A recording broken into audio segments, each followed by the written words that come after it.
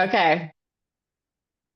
All right, everyone. Welcome to Tiger Talk Tuesday, where we have another powerful episode around transitioning to life after sports. We are actually on episode 64, and I'm your host, Janine Charron. Tonight, we're thrilled to be joined by an incredible guest, Joy SpearChief-Morris. Welcome, Joy. Thank you so much for having me. Yeah, we're very excited to have you. For those of you who don't know about Joy, she's a retired 100-meter hurdler, a three-time Canadian national championship finalist, and a proud representative of Team Canada on the international stage. From her silver medal at the NACAC U23 Championships to her stunning fifth-place finish at the 2019 FISU World University Games, Joy's athlete journey is nothing short of inspiring. But her achievements go far beyond the track, which we will dive into. She is an Indigenous Black Canadian journalist and storyteller who uses her platform to elevate underrepresented voices, which I love and can't wait to hear about as well. She's a proud member of the Kainai Blood Tribe and a passionate advocate for Indigenous issues, with her writing featured in top publications like the Globe and Mail, CBC, The Norwal, and more. Together, we'll dive into Joy's transition from elite athlete to journalist and community leader, discussing the challenges, victories, and everything in between. Time for us to get started. Welcome. Thank you so much for having me. I'm so excited to be here. I know, it's so nice to have you. We actually were at the U.S. Embassy together a couple of weeks ago for the PWHL and the Just Evening Women in Sport Night. And Joy and I did not actually cross paths. Somebody, when I was leaving, I had shared my Life After Sports series, and they're like, "You need to meet Joy." So I'm grateful that we were reconnected from the U.S. Embassy. So let's just dive right into it. Talk to me about how you journeyed into the life of sports as a young athlete. Yeah, so I grew up in Lethbridge, Alberta, which is a city, but feels like a small town. And especially in the 90s and early 2000s was very much had a small town feel. And my parents just really wanted me and my brother to be in as many activities as possible. So we were in like I remember being 3 years old and going to figure skating lessons in like the middle of July. And and we did swimming lessons and soccer. And my brother is 4.5 years older than me. So, I was the little sister who wanted to follow him around everywhere. And it's like if he played soccer, then I played soccer. So he did basketball, so I played basketball. He did volleyball, I played volleyball. So that was just basically my life growing up, was just spent playing sports or watching my brother play sports. And yeah, that's how I got into And it. It was just from an early age. and when did you discover your love or your gift of hurdling? Yeah, so I didn't actually get into hurdling itself until university, but with track and field, you know, um, it was like sports day in elementary school was always my favorite day of the year. I remember I always looked forward to June sports day and doing like little kid high jump and like long jump and all those sort of things. And then into middle school, started to compete, every single year. And it was starting to be in high school. I played volleyball, basketball, and track and field in high school. And I had a really hard time on team sports. I was always the only person of color for the most part, or would have been one of the only people of color on those teams. And I just never felt like I fit in. I got bullied quite a bit, actually, and it just really affected my confidence. And so I had a really hard time on those teams. But in track, it's an individual sport. So I was just able to really just be myself. And it's just, how fast can you run? And Yeah. I just excelled really quickly at it. And it was always the sport I was best at. So at the end of high school, when it came down to like, okay, I need to go to university, want to go to university, and I think my best chance at a scholarship is in track and field. So basically, that's what happened. I had our school vice principal helped me get in touch with the schools I was interested in, which was I'm a very much like if I set my mind to something, that's basically it. So I was like, I want to go to UBC. So he got me in touch with the coaches at UBC, and I ended up getting a scholarship to University of British Columbia, where I spent my first 2 years. I was on the track team and competed in the 100 and 200 and the 4x1. And that's how I really started to excel and really started to, improve in track. So that became my only kind of, athletic focus. And I ended up getting into hurdles in my second year when my coach Derek was really kind of like, I think you'd be really good at hurdling. And I remember being like, Derek, it's such a bad idea. I'm the most uncoordinated person ever. I'm so clumsy. it's just a really bad idea. Why would you stick a bunch of like barriers in front of me and make me run up them? But he's like, no, I think you'd be good at it. So we started doing hurdles, and in my second year, and then my very first track meet where I was going to compete in the hurdles. And I remember I had invited some friends. I was like, okay. I felt like there was like this like pressure because I was like the fastest sprinter for on the team for women. And I was like, okay, well, I have to be good at the hurdles too, because I'm a person, if I do something, I want to be good at it. And so I remember the gun went off and was going, and I was doing so good. And then I came to the fifth hurdle, and then I completely wiped out, and I just like fell on my face. Hurdle crashed down, and I remember I was like, okay, well, I can't end that there. I have to get back up, and I have to finish the race. So I got back up and then fell over the sixth hurdle. And I was completely mortified. My coach was on the sidelines just being like, just get off the track.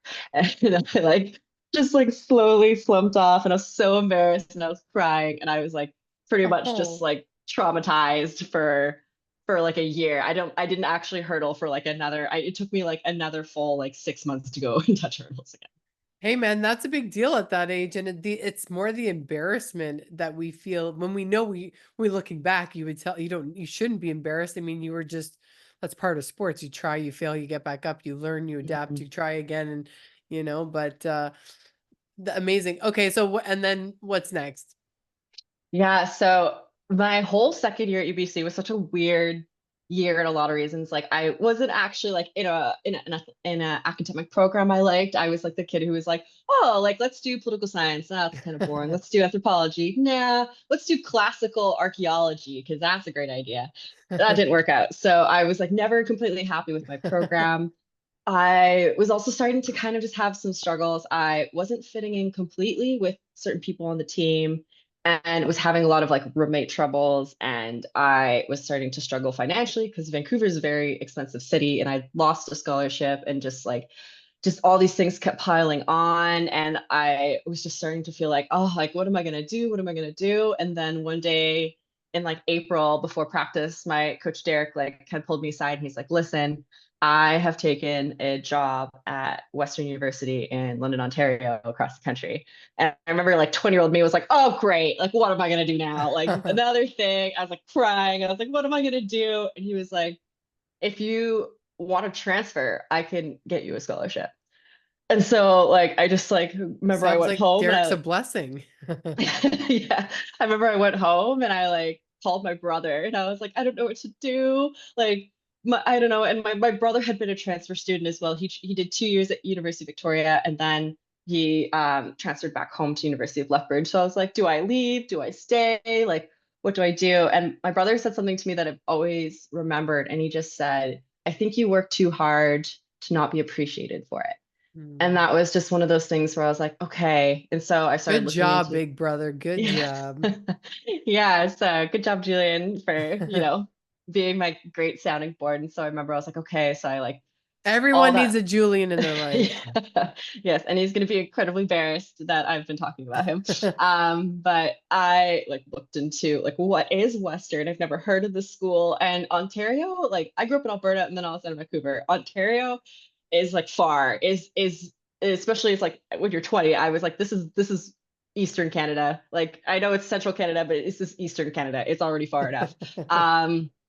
So I was like, okay, what's this school? What's this program? It was a completely different scholastic uh, competition because the UBC competed at the NAIA in the States, and it was an outdoor style of competing. And then Western was part of at the time, CIS, which is now USports. And that's also an indoor. So in terms of events that you compete in, it's also completely different. So instead of the 100 meter, I'd be doing the 60 meter, for example. And so I was like, okay, like I remember I asked if I could like go and meet Vicky Crawley, who is the head coach at Western, and like, what is this school? Can I actually see what this is, see what I'm getting myself into, and like meet? And so I went and did a visit, and I applied for the school, and I got in, and that I made that decision. I decided to transfer, and so I transferred across the country, moved myself over, and started from zero. I knew absolutely nobody in London, Ontario, and to this day, it's the best decision I've ever made. I would not have achieved the success I did in track if it wasn't for that. I don't know if I'd have the career that I have today if it wasn't for that decision. So it's still one of the, I still hold it as one What of the was best decisions. different about this experience in BC for you? I think it was like in BC, I just felt like I was always, especially on the team, I remember like if you did well, like if I won an event, I always felt like, particularly like my roommate who was also like a sprinter hurdler, that like, oh, like people are going to be kind of annoyed or at me, or I always felt like Like they I didn't was just like, celebrate you? yeah, I always just kind of felt like, oh no, like I just felt like me trying to work hard was not something that was valued Hmm. by members of that team. And wanting to be successful, and at the team atmosphere in that time was kind of like people just kind of screwed around. And I was like, no, I'm here because like I care about this and I want to do Hmm. well and I have goals. And there were some people on the team who were like that, but there was some people who weren't. And I just always felt like I just didn't quite fit in. And then I had my roommate situation and all those sort of things. And so all of a sudden I moved to Western and I'm living with these two girls who are on Team Canada, and they're so Disciplined and they're, passionate. yeah. Yeah, and disciplined. And it was just such like a friendly. And I remember the first race I won at Western, I remember like I won and I beat some of the girls who were like existing vets because I was moving in at my third year at that point. And they just came up to me and they're like, "You did so well. Oh my God." And I was like, "Oh, okay, people like me here." And it was just like, it just was such a warm, welcoming environment and a supportive environment to go into, and just such a welcoming place where I was like, oh, I can be myself. And like to this day, And some of they my best celebrate your friends. success, right? Yeah. And that was the whole atmosphere of the team. It was like, I remember like we would be like running across the track at like championships to go celebrate, like, oh my God, so and so's got a PB.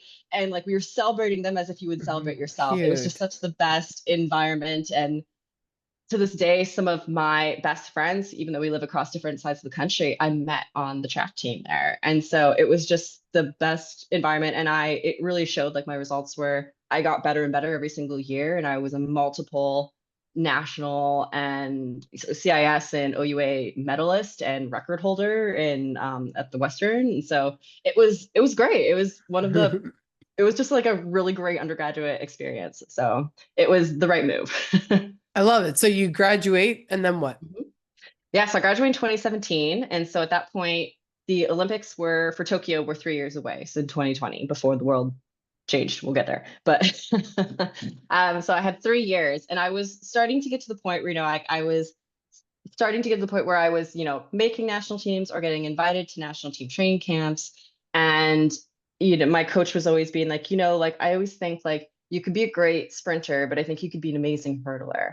And it was kind of being put in my place, like, if I want to make this, I think I want to make this move. I think I want to try and make the Olympics because that would be the ultimate goal. And I think I would try and do it in hurdles because I was, becoming better and better at hurdles, and I was enjoying it more and more. It was more fun for me. And so I kind of made that decision my last year. I was like, okay, I want to commit and I want to be a post-collegiate athlete training. And at that point as well, I'd also had seen like my roommate Caroline, who had lived it when I moved into, she's 2 years older than me. And so she was already at that point training post-collegiately. So I could see that she was doing that move, and it kind of encouraged me to be like, okay, it's possible. Like you can train post-collegiately and you can make it work. And so that was, I was like, okay, I'm going to make a run for it. But I wasn't entirely happy in London. Like, no offense to all the people who love London, Ontario. It's a great city. It has its perks. I lived there for 7 years. But for me, it just wasn't the place I wanted to be in. And so I also had in my head at that time that like if you want to be a successful track athlete, you have to move to the States. Like that's where all the really great hurdlers are and the really great track athletes are. Like that's just the way I was thinking at 23-year-old me. And so I was like, I want to move to California because it's a great weather. You can train there all year round. My dad is from California, so I have family there. So I was like, it's like I'm kind of moving closer to family. And so Vicky helped me get in contact with some different coaches. And so I decided to, made the move. I packed up my entire life in my little, at the time, blue Honda Civic, and drove all the way home. And then some reason that car couldn't make it across the border. So then me and my dad packed up a rental car and moved me all the way down to Santa Barbara. And I joined this multi-events group, and I was the only hurdler in the multi-events group, but like we had figured out it was going to be good. And so I stayed there for a year, and I was there for a year training with this group, and I was broke as F. And I think Yeah, that's BC. something That's that, probably even more expensive than BC, Santa Barbara.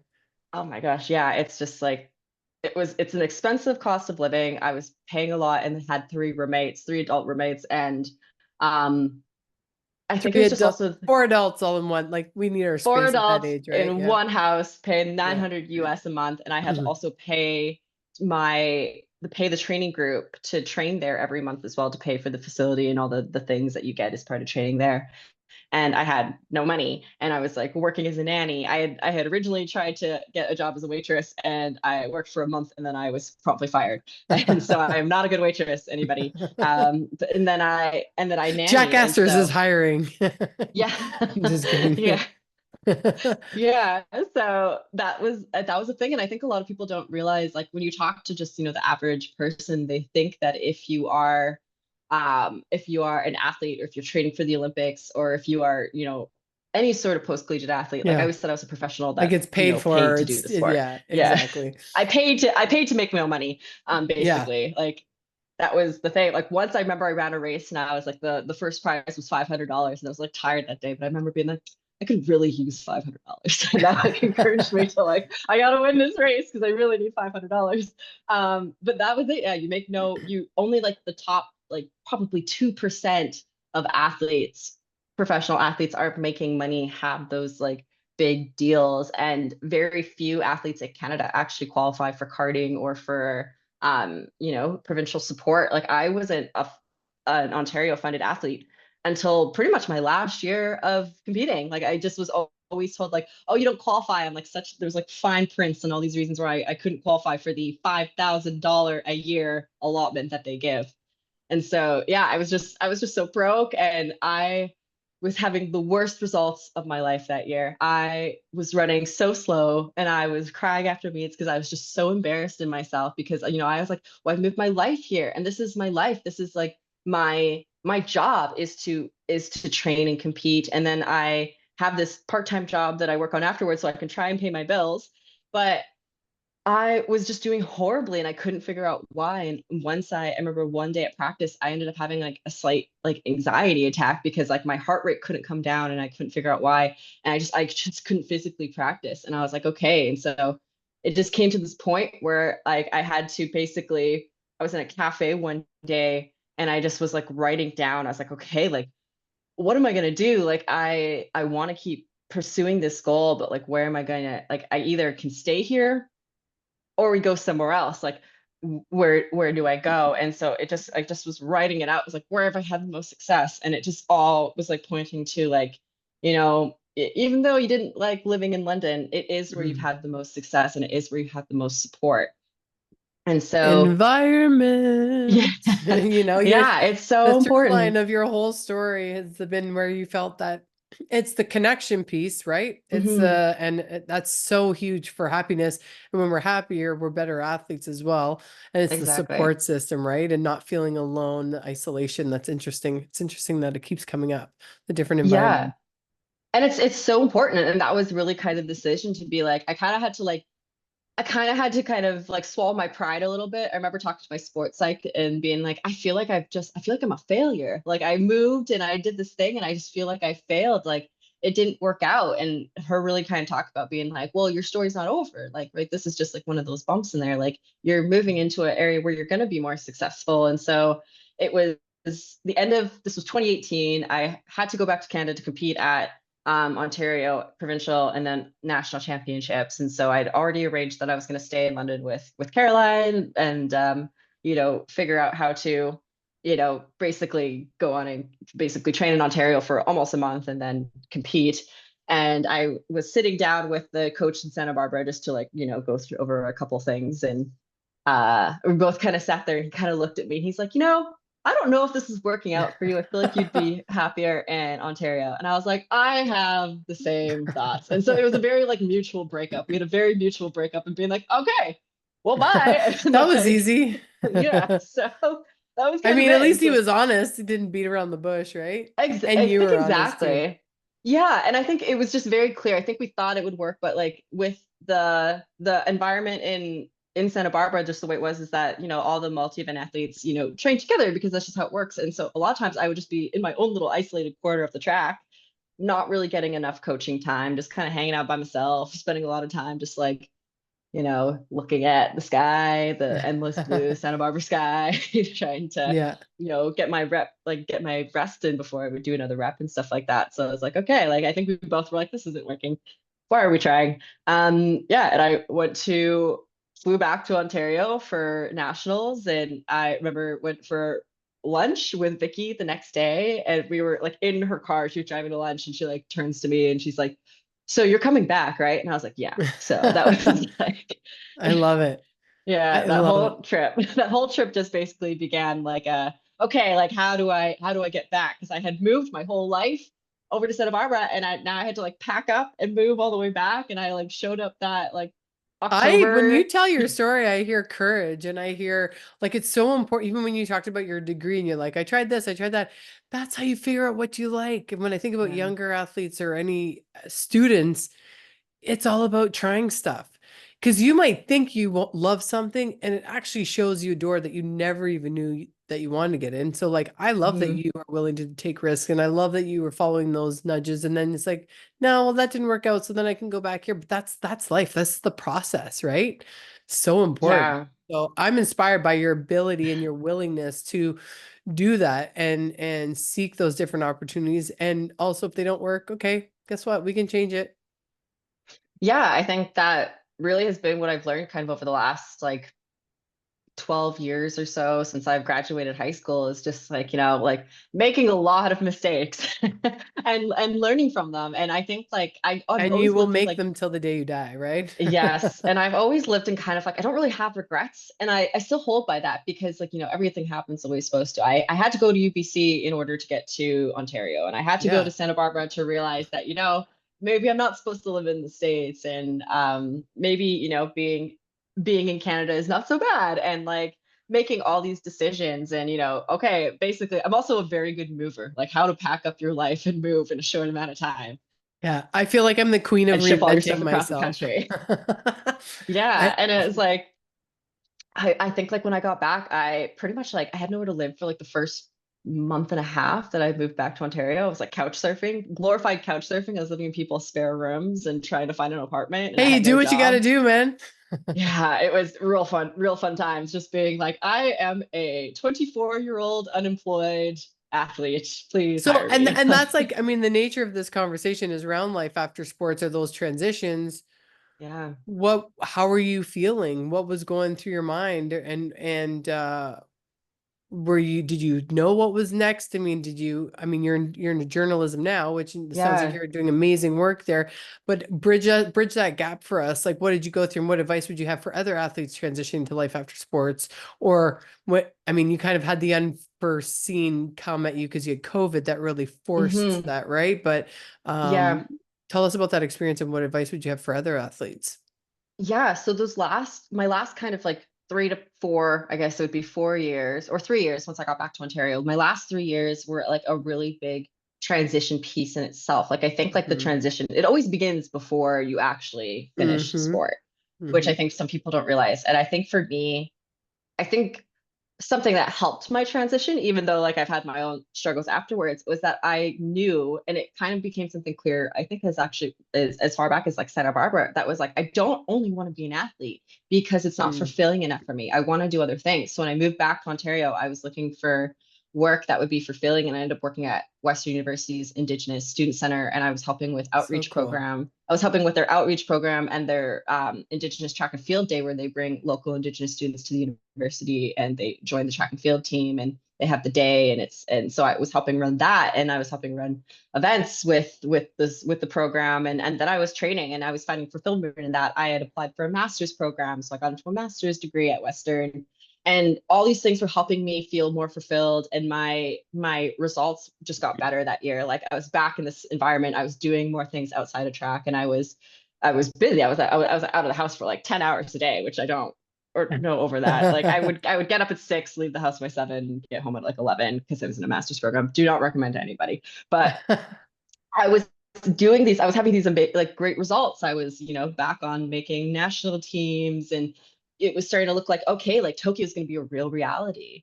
And I think I had told myself when I got back, like, let's give London 3 years because we moved around too much. Let's give like 3 years in one place. I knew that I didn't want to stay in London forever. And I also knew that like I didn't want to be an athlete forever. And I was coming to the point where I was like, I think Tokyo is going to be my endpoint.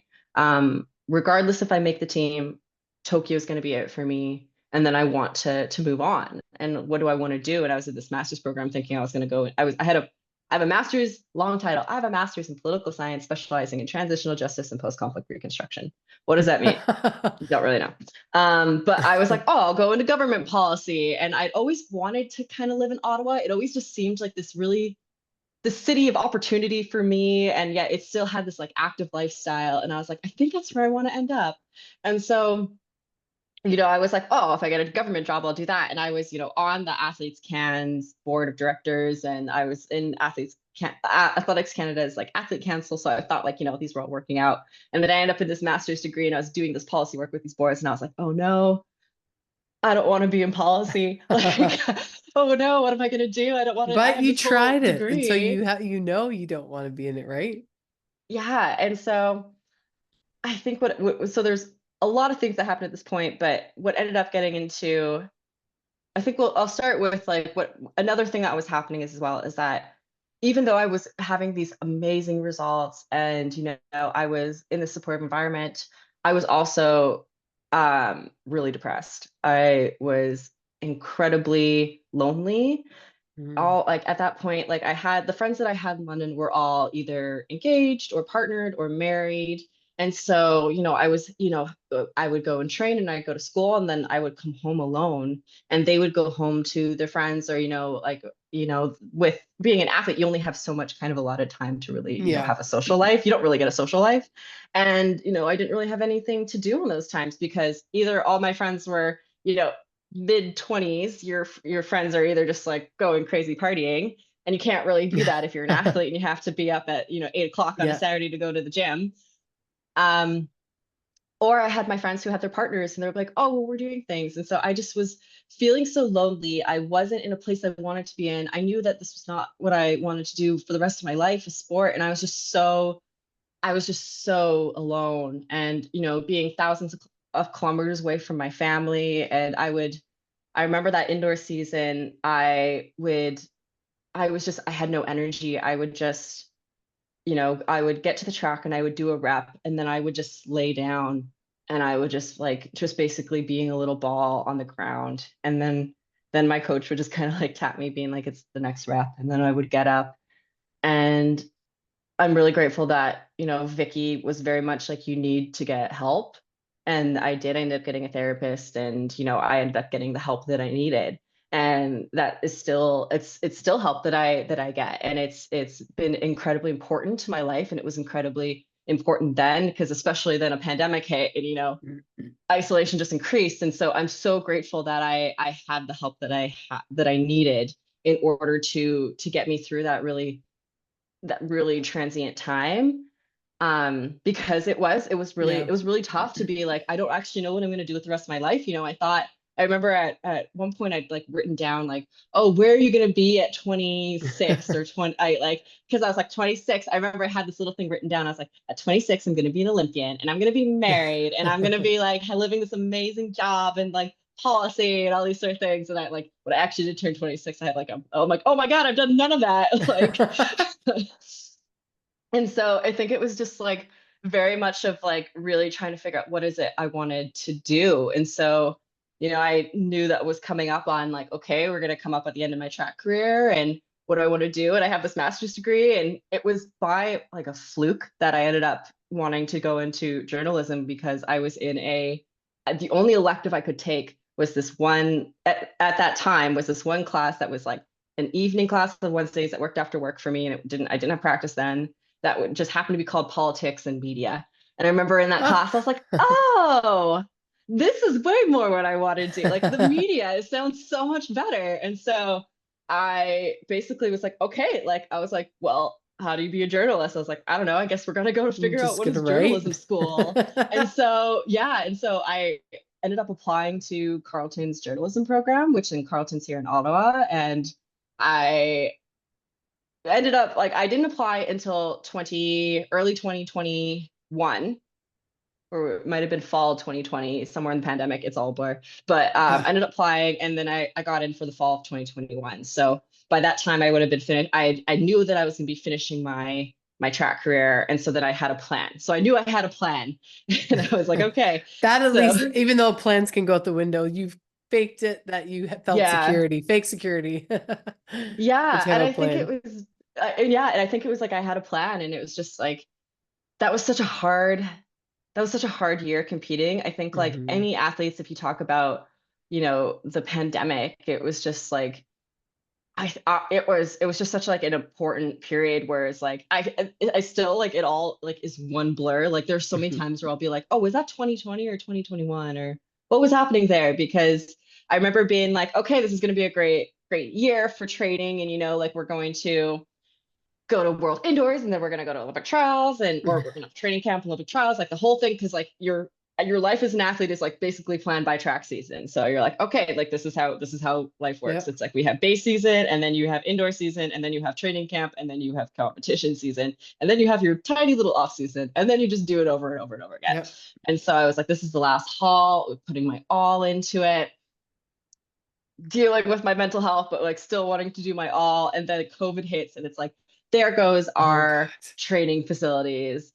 There goes your daily interaction with people. And so here I am with me and my cat, and just like in my apartment being like, okay, and like doing hurdle drills in my apartment's parking lot with the type of hurdles where if like you just like go, they like fall over. It was just like trying to, there's like videos of I have on Well, like my that's Instagram. dedication and discipline. I mean, you're showing up. Yeah. It was just like, I think almost like it was, I felt sometimes like, I don't know if other people felt this, but I almost felt like kind of delusional. It's like, what are we doing? We don't Oh even know when we're gosh, yeah. gonna It was see. such a crazy Yeah. time for so many.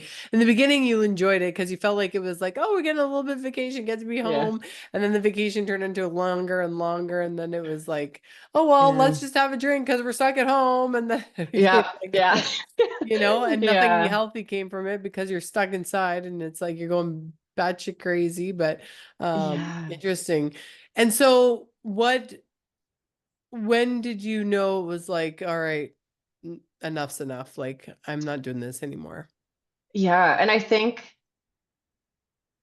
you always, I mean, it doesn't always happen, because there are the people, and I've had friends who've been forced out by injury and things like that. But for me, I had known that I didn't want to do track forever. But that year with leading into COVID, where I was like dealing with my mental health, I think was also important, because it was getting to the point where sacrifices Mm, that we all go through to be an athlete at a certain level, those sacrifices were no longer worth it for me. Like mm. I was living 3,000 kilometers away from my family. Like still to this day, if I want to go and see my family, I have to, pay $600, get on a flight, have a whole day of travel. Like it's not just like an easy thing for me. So my family's been so far away from me.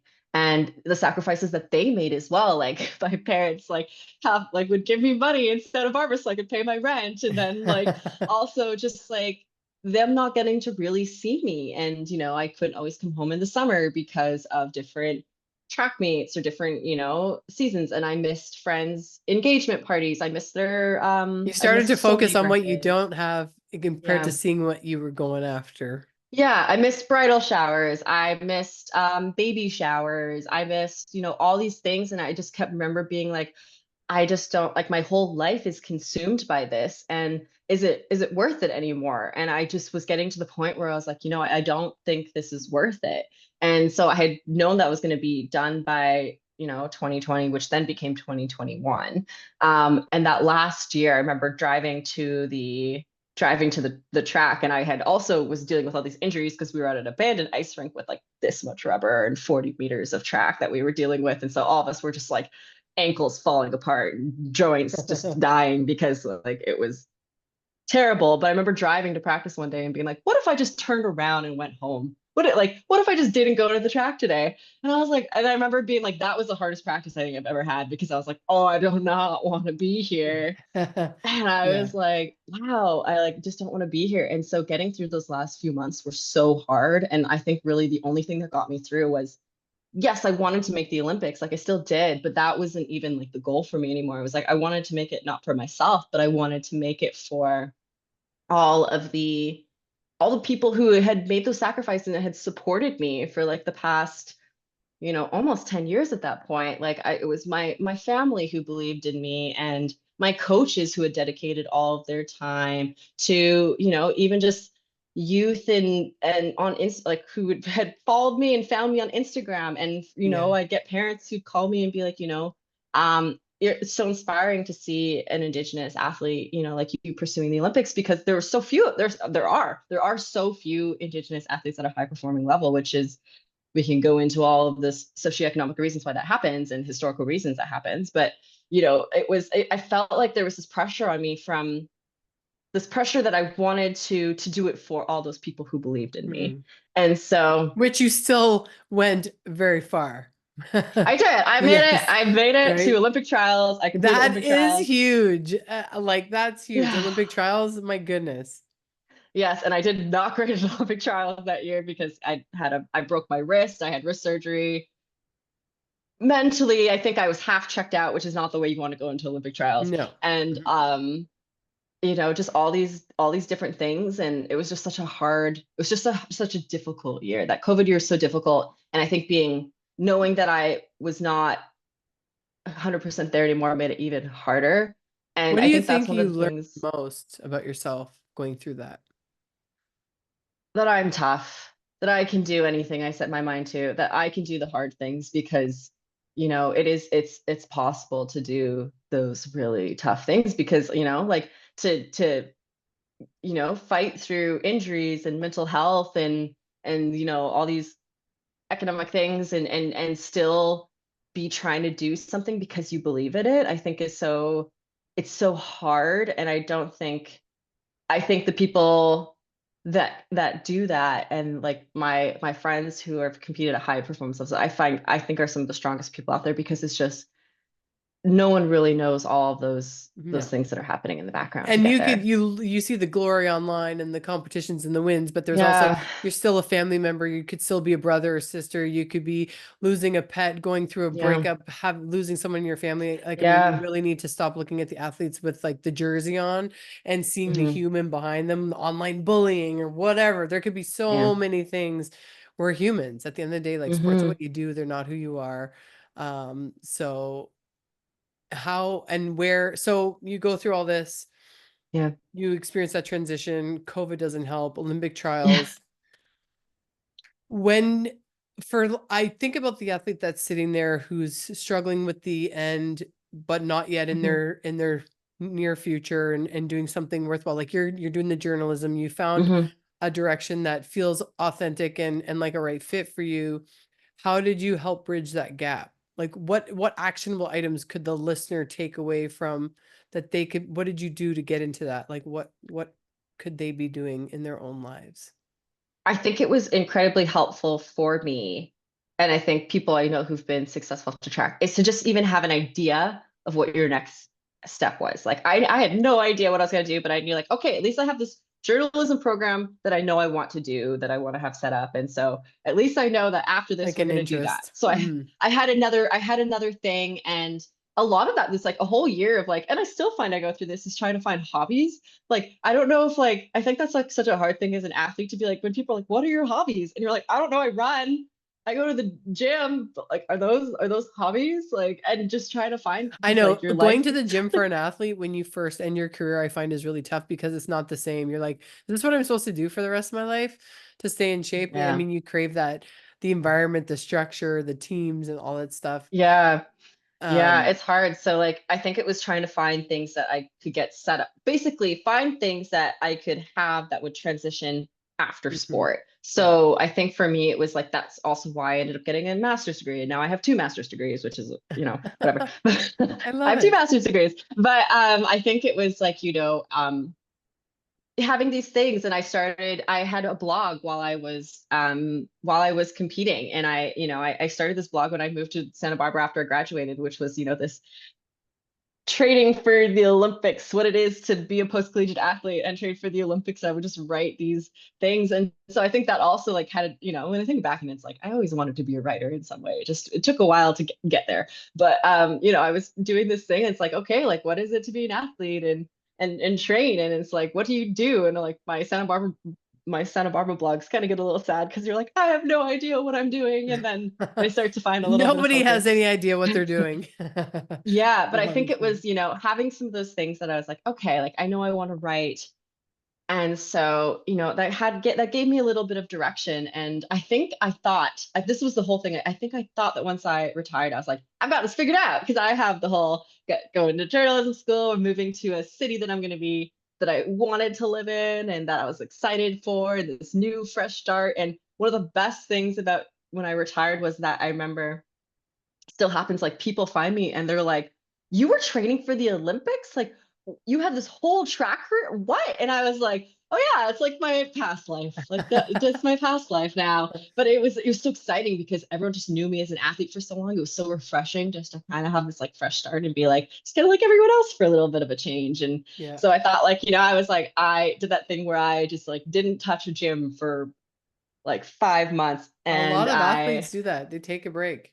yeah, and I was like, I just don't want to do anything related to running and all these sort of things. And I'm just gonna like take it easy and stuff like that. And then, you know, you put on like 15 pounds post tracker and Do you stuff. And then run you're like, today? Are you back to I do running? run, Do I you? do. And so I actually find I run I run for two reasons. One, I think there's just nothing like running in terms of like what it does for you mentally and like for my mind, it's the one place I actually feel really free. Mm. Um, and I feel like that's kind of why I run now. And then also the benefit of just like I'm slightly dying, but I also feel rewarded. But I We ended up like to finding punish ourselves. yeah, it's true.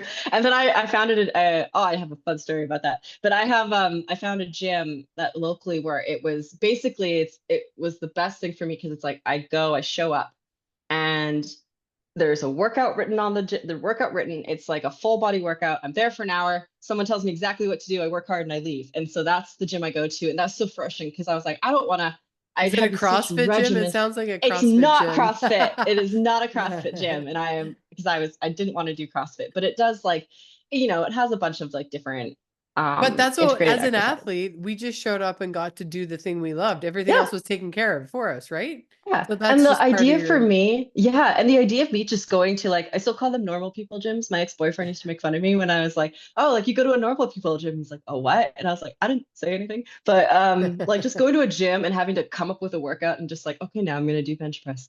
All right, now I'm gonna go and do some squats. And I guess I'll go on the treadmill. Like for me, it's just like the most boring thing yeah. ever. So I I like don't think going you're in. alone in that. I don't think you're alone Yeah. in that. Well, Yeah, I I mean, was like, that's not going to be me. So I was like, it was so good to just go to a gym where like now I'm just like with people and I like compete next to the guy next to me on like little rowing machines and stuff like that. But and now I'm starting to get to know people through the gym. So it's nice to just kind of have this little community to go to and work out. And it's been really great for well, that. they do say that for athletes, it's an identity and it's an isolation thing that hits them the most post athletics. And if you can navigate that, you know, you're good. Do you feel like you're on that other side since you ran and like you're past the athlete phase, or do you still are you still going to go for some Olympic trials? Yeah.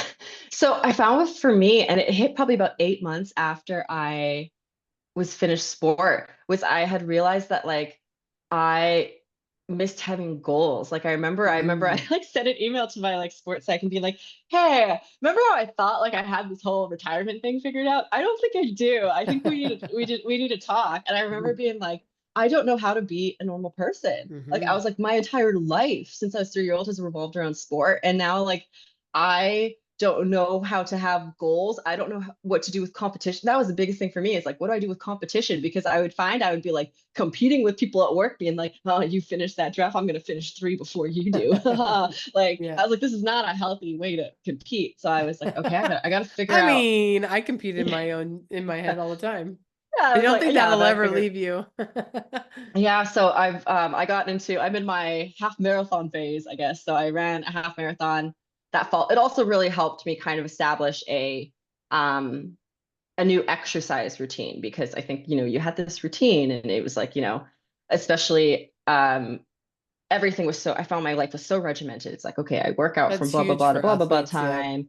Yeah. And almost to the point where it was too much for me. So I just really relished in having like a no routine for a while. But like I missed having that kind of structure in You terms do, of and then you're like, fitness. okay, we time to get back. Yeah. We gotta do something here. And it's the goal. Yeah. I've always gone through that as well. I hear ya. No, Yeah. So I running a love half marathon was helpful in that way to kind of be like, okay, so like I now run 3 times a week and then I do the gym and then I have this little tiny bit of structure and I'll do some yoga and stuff like that. And yeah, I and then still you do it. navigate and you take risks and you figure it out as you go. I mean, that really Hmm. is that is part of the journey and the process. I mean, you're an amazing athlete. I love the photos of you running. You look so fierce and intense that you share with me. And I love the work that you're doing in the community now. And Hmm. I appreciate one thing that really stood out to me in this conversation is environment and Hmm. your experience in 3 different environments, and then you go back to the one that really fed your soul. And it's getting being I really think about the self-aware athlete when I think about a lot of these conversations and how can we help athletes be more self-aware. And so what I love about you and your journey is your willingness to take chances, your willingness to try different things, take new courses, do another master's, and you kept trying. And I think it's such an important part and an amazing piece of who you are as a person. Joy, it says a lot about you. And you are, I mean, Joy is a great name for you because you're very joyful. But regardless of the setbacks, you kept pushing forward. And that's what I admire a lot about athletes. So I really appreciate you sharing that with us. I Yeah. know it's not always easy to share the highs and lows. Now I know as we wrap up this Hmm. episode, is there anything that you wish you could tell another athlete who might be watching this? They're having trouble, they've left their sport due to injury, retirement, or some Hmm. unforeseen circumstance, COVID hits, they're navigating leaving sport, they've left sport, they don't know what's next. What final piece of advice would you have for them? I think understanding that retirement really comes in waves, which is what I'm learning. Like I'm now I love that. 3 years removed from competition and I find that I still go through like these waves of like I'm good. And then like for me it was an example was this past Olympics. Like I was like, oh my gosh, like I was like, okay, I'm all excited because Tokyo I didn't really watch for obvious reasons. But I remember with this year I was so excited and like I spent basically the first like 3 days or first day of the Olympics. I think I was like glued to the television for like a total of like 20 hours. Like I remember I was at home, I was visiting my family, I was with my parents. I was just sitting on like the lazy boy, just like watching the Olympics like this. And like my mom is like, have you moved? Like, are you going to like just watch this over and over? Because I was getting to the point where I was like watching replays. And then I remember like when I finally turned the TV off, I was like, I don't really feel great right now. I was like, I feel kind of like I don't feel like, and not just like the sitting on the couch all You day, needed but I to was go like, I for a just, run. well, yeah. And I was like, I just don't feel good. I was like, why do I feel really bad? And it was starting to like, what happened was I was starting to get those feelings of a big one for me when I retired was like, I was such a failure. I didn't go to the Olympics. No one talks Mm. about the people who like didn't go to the Olympics. Like, what are you? You're not an Olympian. You're not like That's a you weren't blog a you should write, professional or like athlete. you should write about that. I didn't go to the Olympics. It's very Yeah. jarring when you read it. I'm sure it's relatable to Yeah. many people because there's many people that don't, and they've done this whole career that leads to it. So, I mean, Yeah. it's And I think like a lot of supports are set up for people who, were carded athletes or who went to the Olympics. Like Game Plan is set up for carded athletes. And if you were a carded athlete like myself, you didn't go to the Olympics, a lot of those for sports, those supports aren't available for you. So you just mm, kind of sit there and you're like, you're like well, in what do I limbo. yeah, you're like, well, what do I do? Like I don't know what to do. And so yeah, it was like those thoughts came back, things about like body issue were coming back because you're watching all these people with 6 packs. And then I'm starting to get into being like, oh man, I'm not fit enough and all these sort of things. And I even had those, body issue was a big thing for me when I Body was dysmorphia competing. is huge too. It's like you think you're out Yeah. of weight and you're not. I look back at pictures, I'm like, how did I think I was Oh my not gosh, in I was shape so there? skinny. I I was know. so I skinny, and I know. was like, I thought I was so big, and I was like, I thought I was so skinny, and so like I go through waves as well with like finally feel content with my body, and then maybe not so much, and then so I think it's just like learning that it comes with waves and having those support people to go to when those things It's a happen. Like I grief still, process. You're it grieving a is. part of you, right? So it's Yeah, and really it interesting. is. It's so hard to just be like, and like, yeah, even for people like me who think they had it all figured out, like it has taken me time to be like, relearn what is competition for me, refine hobbies, you know, find my peace with activity and with like with physical activity and with sport it has been a really big thing, which I feel like I'm finally coming into. And then also realizing like, where are my limits? So like for the Olympics, after I was like, oh, I don't feel so good, I was like, okay, I can only watch for so many hours a day. And I watched all of track except for hurdles. Like Oh I yeah. watched everything but It's hurdles. got I to was be like, triggering. It's got to trigger, you know, that part of you too, right? yeah. Interesting. And it's like, yeah. And like the people that, you know, you get to see, because like my Instagram is like basically half athletes, and the people who did go, and I remember being like, I'm so happy for them, but I also feel bad for myself. Mhm. And so And just that's trying to sit with okay, those but you're feelings. celebrating them, but we feel it, right? I know it's an Yeah. eternal struggle for athletes too. The voice in Yeah. our And head. so, and I think that's like the thing too, because yeah, and I think like once I sat with that and realized like, okay, I'm having these thoughts, I'm back to these like old feelings of failure and having to like realize that like, but I'm now in a space where I'm doing something I'm really passionate about. And like I'm still have physical, you know, I still have activity different ways. Like, am I ever going to be a professional athlete again? Probably not. I still have in the back of my head, like maybe I'll take up professional rock climbing. But We should join the bobsled team. I think we could train her, and we could. I've seen people that jump into like bobsled or do like something so totally many different. past track athletes do bobsled. It's not for me, but maybe I was like, I could go to the Olympics in rock climbing. In my head, I still was like, I could do a rock climbing, but I like, know when the PWHL came out, I was like, maybe if I train really hard, because if I put my mind to something, my dad's like, I think you're past your prime, Janine. I'm 42. yeah, right now my plan is like, okay, at some point we're gonna run a under 2 hour half marathon. I've been trying to do that now, and I ran 2:05 in May, and but I'm also like the person who's like, okay, I'll try again in like 2 years, because as a sprinter, like that's just an uncomparable distance. Like Yeah. when I go for a run, I'm like 5 to 6K is like my sweet spot, and Yeah. then like yeah, so I'm like, But that's okay, the difference when we train. Like for anyone listening, um, I remember I didn't consider it a workout unless it was like a 3-hour workout and I was drenched yeah, in sweat. Like I had to retrain myself that shorter spurts of fitness were okay. Mhm. Walking's okay. You don't always have to be like I only knew how to kill myself in the Yeah, sense that like you're on the ground about to puke buckets, right? yeah, That's all I think about. blackout, Yeah, exactly. So yeah. that's a retraining. Body image is a retraining. Identity, Mhm. it's a reframe. Um, and when we have that awareness that it's gonna happen, I mean, it's working on it, Yeah. right? So I love And everything like, you shared. I love your yeah. story. You And I are an think also the amazing last athlete. one is sorry. And I think also the last one to that is like, you don't have to do something, because I Yeah. remember like still to this day, like being like, oh my gosh, I don't have to go to this workout class in the morning. Like, even though I I signed up, know. I don't have to go. Like, no one is forcing you to go. Nothing's going to happen if you don't go. Well, Like, you you can took take a my day off. spot, so you should go. No, you Yeah. checked in, you ate it. No, I know it's funny how we put that pressure on ourselves. Yeah. No, I love your journey. I love your story. You're an amazing athlete. I love the pictures. Like I said, I've seen them online. I didn't have the pleasure of seeing you in real time, but I look at the pictures. I'm like, badass. I'm Yeah. so grateful that they connected us from the U.S. Embassy. I love your story. I love your journey, Julian. Good job in cheering on your younger sister and parents. Thank you for your sacrifices to all the parents out there who are supporting their athletes. We wouldn't, and community or coaches that are really in our corner. And you know what? Even the roommates that don't work out or the teammates that we Yeah. don't get along with, we build that resilience. And like you said, you realize about yourself that you can do hard things and you Mhm. can weather the storms, and they're going to come throughout life. I think you're my first interview though, where you mentioned that the retirement feeling comes in waves, which I think is a very important nugget. Is that, you said it came in waves or it comes in Yeah. series? Yeah, Yeah. that's a really great, I mean, it is a grieving process. So for anyone listening, I hope you really heard that nugget, because I found that that was one that I haven't heard. And this is episode 64. So we've talked about a lot. Um, Yeah.